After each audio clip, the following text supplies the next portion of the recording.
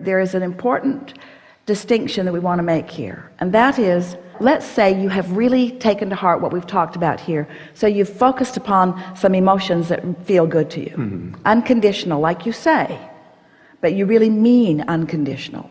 So you are feeling appreciation and love, and you've fostered it, and it's easy to go there, and you feel it not just about your partner, but about a lot of other things and other people. You're just consistently there. So you are pretty wobble free because you mean to be. You get up in the morning and you realize that your momentum stopped while you slept, and then you just focus generally on things that feel good, so you maintain it for a little while, and then law of attraction is responding to your pure vibration.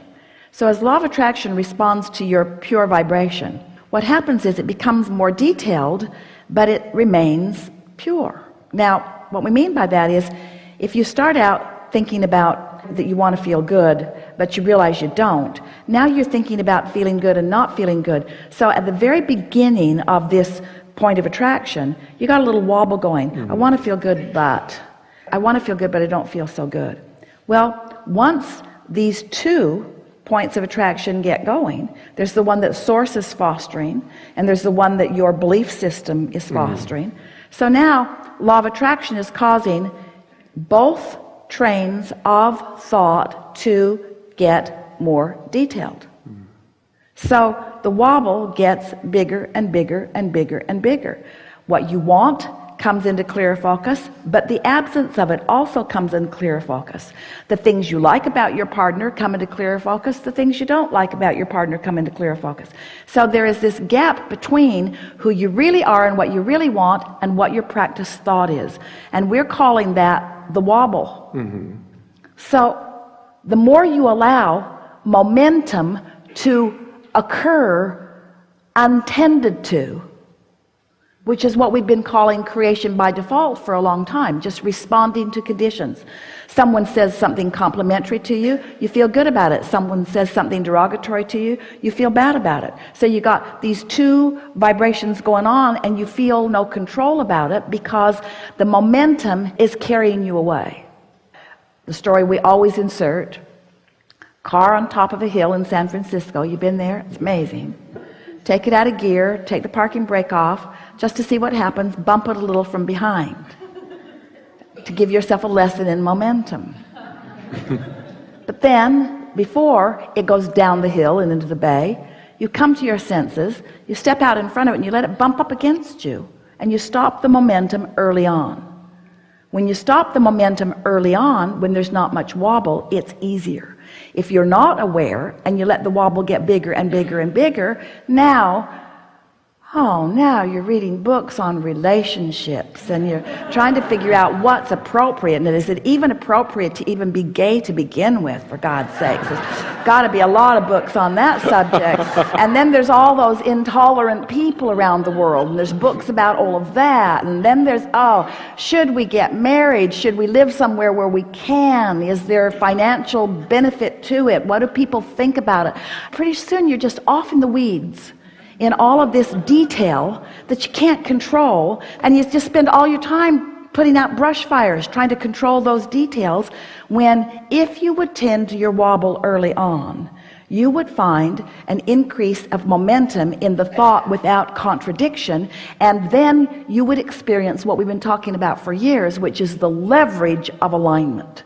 What it feels like to have source flowing through you, you see. Right. And the thing about partnership, the thing about having somebody that you really care about, the biggest disadvantage that you give to yourself and to that person is that you try to harmonize with them instead of with source within you. You let what they think and the way they behave distract you from your ability to find perfect alignment with who you are. And then you don't even begin to extract from them all of the power and wonderful experience that you could extract from them if you were allowing law of attraction to be singular and without wobble within you.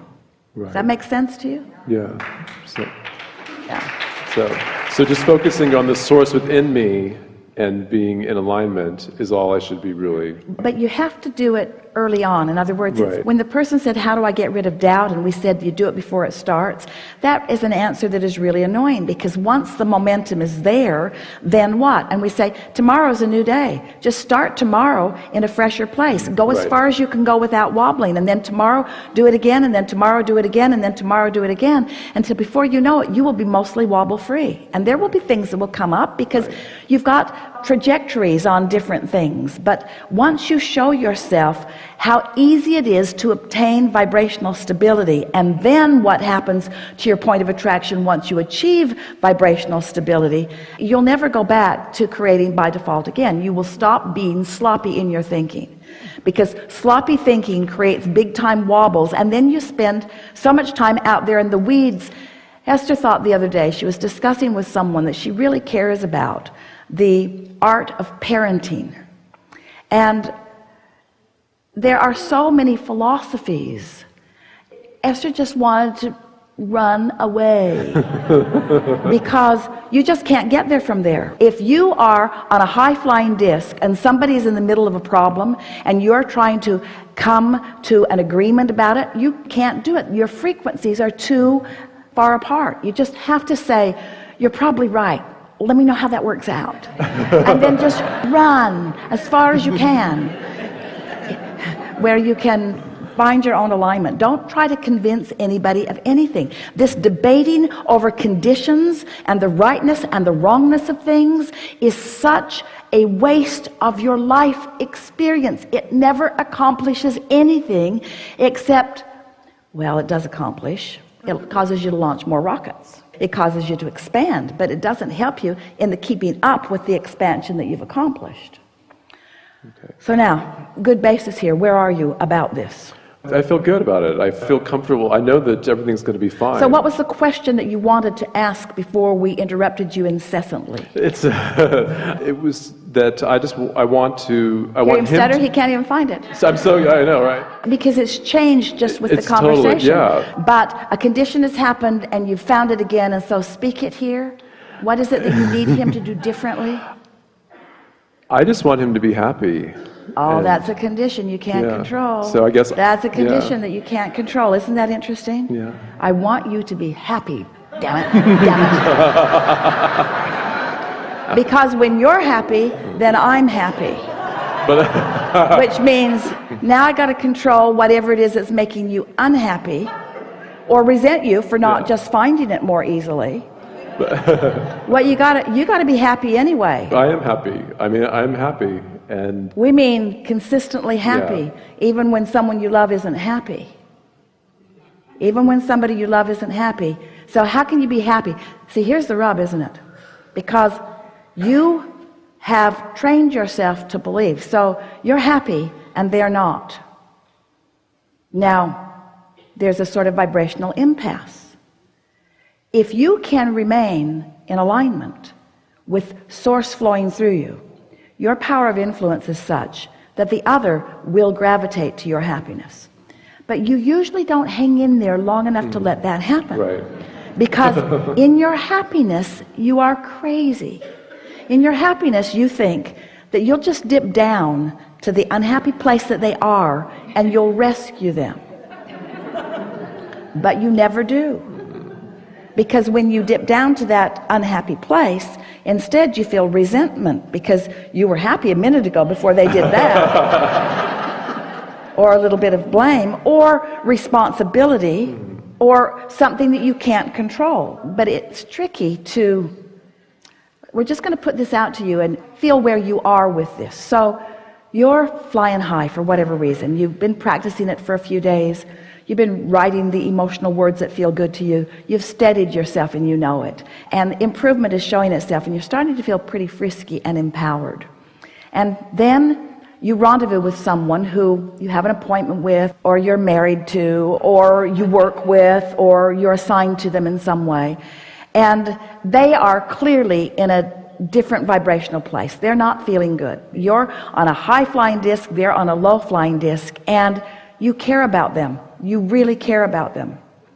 So they present to you their situation, and in fact, they are even annoyed that you are so darn happy. Because your happiness just reminds them of what's missing in their experience. And so they really need you to come and relate to them, because that would close their gap. If they could get you to be a little miserable,